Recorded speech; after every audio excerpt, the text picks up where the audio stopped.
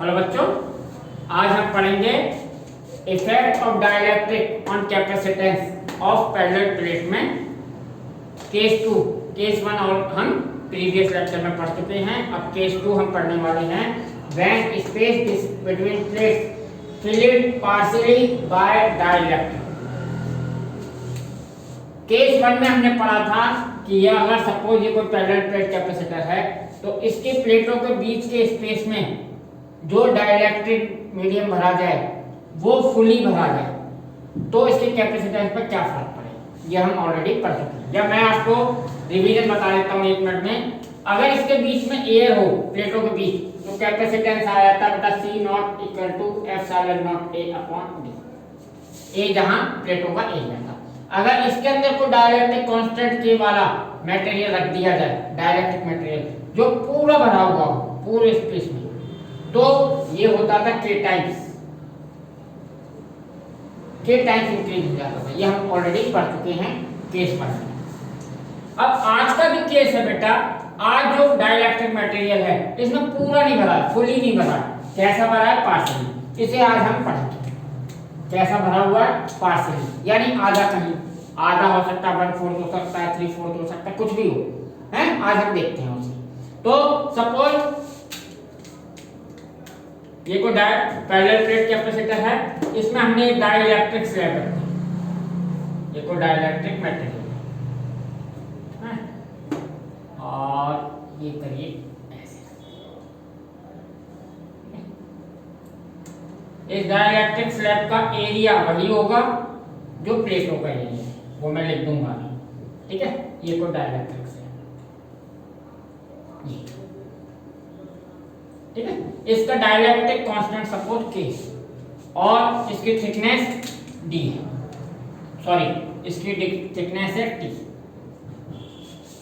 इसकी थिकनेस है T।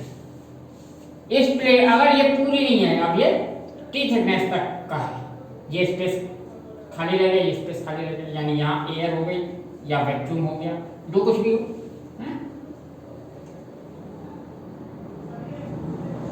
यहाँ एयर बचा या वैक्यूम बचा, ठीक है। तो यहाँ फुली नहीं बनी। इस केस में क्या होगा देखिएगा बेटा, मैंने यहाँ लिख दिया है when space between plates filled partially by dielectric. It means thickness of slab, यानी ये जो स्लैब की इसकी थिकनेस जो T है ये D से कम हो तो पार्शियली हो गया, ठीक है ना बेटा। ये बेटा एग्जांपल 2.8 भी है, एनसीईआरटी में एग्जांपल दे रखा 2.8, तो उसको ही मैं करा रहा हूँ, ये समझिए, ठीक है। पहले मैं एक स्टैंडर्ड रिजल्ट लाऊंगा, फिर इस T की आपको पता हो कि कितनी थिकनेस की स्लैब है, बस T की वैल्यू पुट कर दीजिएगा, आंसर निकल। चलिए तो इसका देखते हैं। देखिएगा बेटा, हमें मालूम है अगर कोई डाइलेक्ट्रिक मीडियम प्लेटों के बीच रखा जाता है तो ये पोलराइज हो जाता है, हैं? ऐसे समझिए, इस प्लेट पर प्लस चार्ज है, इस पर माइनस है, यहाँ एयर है, यहाँ पर जो इलेक्ट्रिक फील्ड होता है वो होता है बेटा E नॉट, पहले हम पढ़ चुके हैं। और इसको E इक्वल टू होता है E equal to E naught equal to, यहाँ E नॉट से डिनोट कर देता हूँ एप्सिलॉन नॉट अपॉन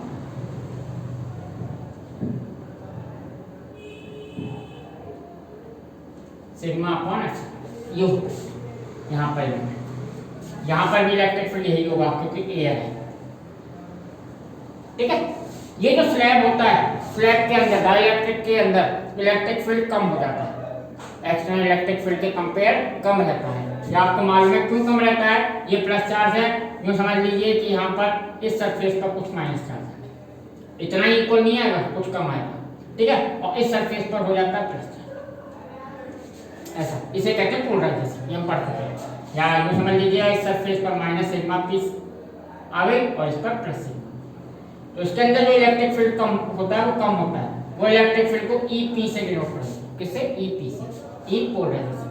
ये कितना होता है इसकी वैल्यू नहीं होती पता, बस अभी आप EP से डिनोट कर दीजिए। बस इतना याद रखिएगा कि ये EP जो है ये E नॉट से हमेशा कम है, याद रखिए, ठीक है। ये यहाँ लिखने की जरूरत नहीं थी पर याद रखिए।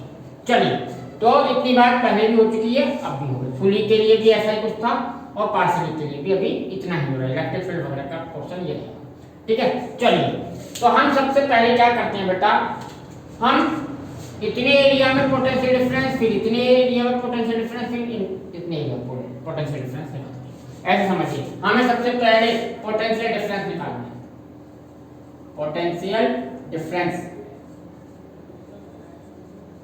बिटवीन प्लेट्स, प्लेटों के बीच पोटेंशियल डिफरेंस निकालना। तो बेटा यहाँ अलग अलग पोटेंशियल होगा, यहाँ से यहाँ तक पोटेंशियल अलग, फिर स्लैब के अंदर यहाँ से यहाँ तक पोटेंशियल अलग है। ऐसे समझ, ये वाला पोटेंशियल है सपोज V1, फिर इसके अंदर पोटेंशियल है सपोज डिफरेंस पोटेंशियल V2, और ये वाला पोटेंशियल डिफरेंस है सपोज V3।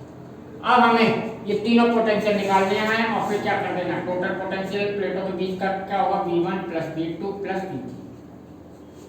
सीरीज में है, सीरीज में पोटेंशियल ऐड हो जाते हैं, इस प्लेट के और इस प्लेट के बीच का पोटेंशियल, ऐसे समझ लीजिए। ये बेटा डायमेंशन नहीं है जो मैंने एरिया लगा ली थी, ठीक है। Total potential difference between plates, ये किसके बराबर होगा, V1 plus V2 plus V3। चलिए तो पहले V1 निकालते हैं। तो हमें मालूम है एक चीज, V इक्वल टू होता है ED, परपेंडिकुलर इलेक्ट्रिक फील्ड के लिए, ये इलेक्ट्रिक फील्ड परपेंडिकुलर है, ठीक है। चलिए, तो हमें ये वाली थिकनेस है पता नहीं, ये सपोज x मान लीजिए, ये कितनी है x सपोज कर लीजिए, ठीक है जी। तो ये V1 कितना होगा, ये V1 होगा बेटा, पोटेंशियल इलेक्ट्रिक फील्ड है E0, यहाँ पर इलेक्ट्रिक फील्ड कितना है इस एरिया में E0, और ये थिकनेस कितनी है, ये डिस्टेंस x। अब V2 की बात करते हैं। V2 ये पोटेंशियल डिफरेंस है, यहाँ इलेक्ट्रिक फील्ड कितना है EP, थिकनेस कितनी है T, ठीक है। अब V3 की बात करें, V3 यहाँ से यहाँ तक ये रहा V3 किसके बराबर, यहाँ पर इलेक्ट्रिक फील्ड है E0, और ये डिस्टेंस यहाँ से यहाँ तक की, ये क्या होगी बेटा, ये होगी D minus T minus x, ठीक है, देख लीजिए। इन दोनों का टोटल माइनस दिस, इसमें से इन दोनों का टोटल माइनस कर दीजिए यहाँ, ठीक है। चल, तो E0x plus EPT plus E0D E0T minus E0x, इसका देखिए बेटा, ये इक्वल है और ये माइनस है प्लस है, ये कैंसिल इन्हें आता है। अब E0 पहले लिख लेता हूँ, D माइनस T, ये ठीक है, प्लस EP इंटू यह आ गया हमारा पोटेंशियल, ठीक है। एक चीज अब बात आती है, हमें मालूम है E0 कितना होता है, सिग्मा अपॉन एप्सिलॉन, ठीक है। सिग्मा को आप Q की फॉर्म में लिखिए, सिग्मा होता है Q अपॉन E, सिग्मा बराबर होता है Q अपॉन E, तो इसे ऐसे लिखिए। तो पहले यहाँ पर V को क्या लिख सकते हैं, हाँ पहले हम V को अभी V है, एक लाइन और इंक्रीज कर देता हूँ, फिर देखते हैं।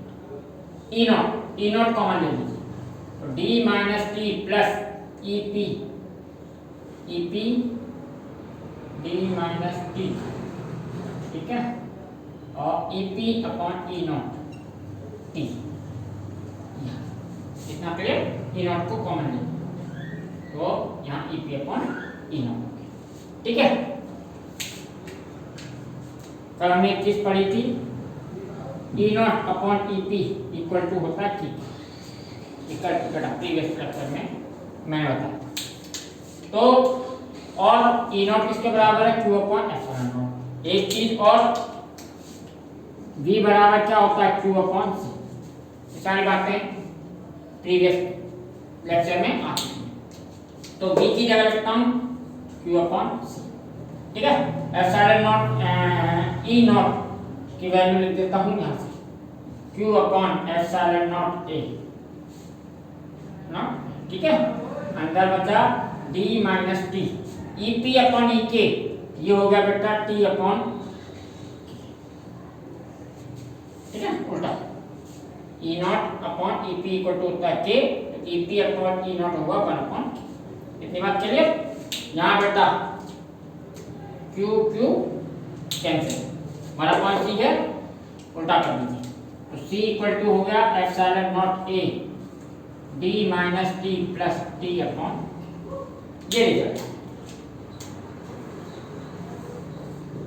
जब T थिकनेस की कोई डाइलेक्ट्रिक स्लैब, T थिकनेस की डाइलेक्ट्रिक स्लैब इंट्रोड्यूस की जाएगी कैपेसिटर की प्लेटों के बीच, तो उसके लिए कैपेसिटेंस इस फॉर्मूले से निकलता है। डायरेक्ट फॉर्मूला आप पुट कीजिएगा, निकलता है।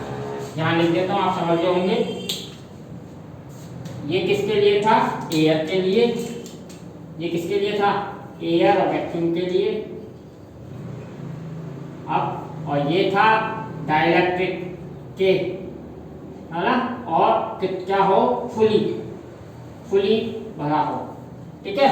और अगर कोई टी थिकनेस वाला भरा होगा तो ये आएगा epsilon not a upon D minus T plus T upon ये पास,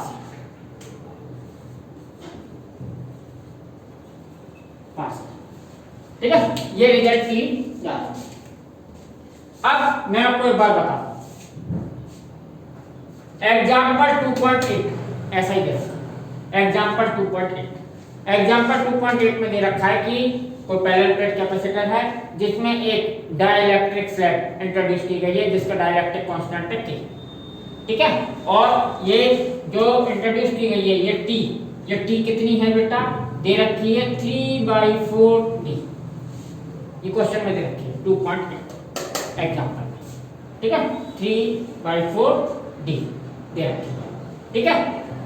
डाइलेक्ट्रिक स्लैब का एरिया भी A है और प्लेटों का एरिया भी A, ठीक है ना, ये याद रखिए, पूरी तरीके से भरी हुई है, एरिया सेम, सिर्फ थिकनेस अलग, ये टोटल डिस्टेंस, टोटल सेपरेशन है D और इसके थिकनेस है T। तो इसी फॉर्मूले में T की जगह 3/4D पुट कर दीजिए, आंसर आ जाए आपका एग्जाम्पल 2.8 का। देखते हैं, करते हैं बेटा।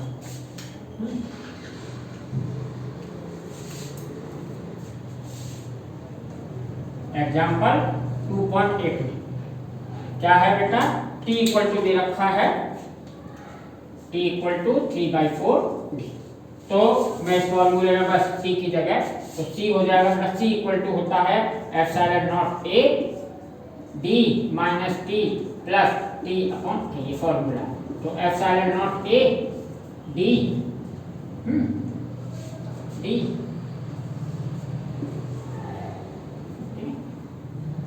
D minus 3/4D plus 3/4D, ठीक है।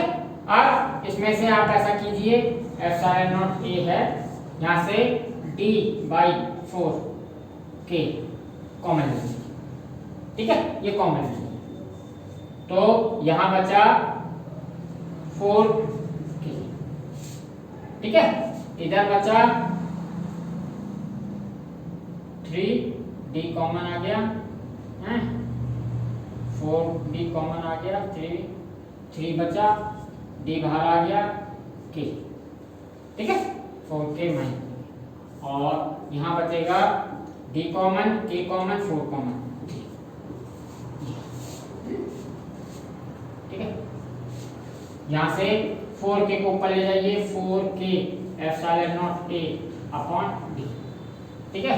और यहाँ बचा 4K minus 3K, K minus, ये माइनस नहीं होगा प्लस, ठीक है। यहाँ से 4K epsilon naught A upon, यहाँ से आप चेक कर सकते हैं बुक में, इसको और शॉर्ट में लिख दिया है, इसको हमें मालूम है epsilon naught A upon D बराबर होता है C0, तो इसको C0 के फॉर्म में लिख दिया है 4K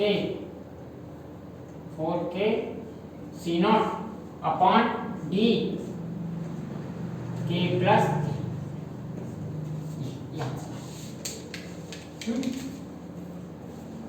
इसमें एक बात याद रखिएगा बेटा, ये स्लैब बीच में कहीं भी रखे हो उसके पोजीशन से फर्क नहीं पड़ेगा, सिर्फ उसकी थिकनेस से फर्क पड़ेगा।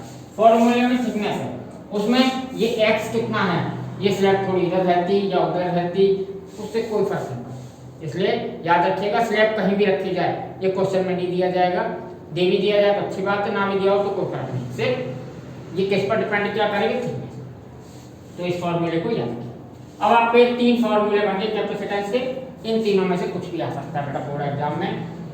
एयर कैपेसिटर आ सकता है, उसमें डाइलेक्ट्रिक इंट्रोड्यूस किया जा सकता है, फुली पार्शियली भी किया जा सकता है, ठीक है ना, तो कुछ भी आ सकता है। तो ये है partially field parallel plate capacitor, ठीक है ना, रिजल्ट। चलिए अब इसके बाद देखेंगे बेटा एनर्जी डेंसिटी।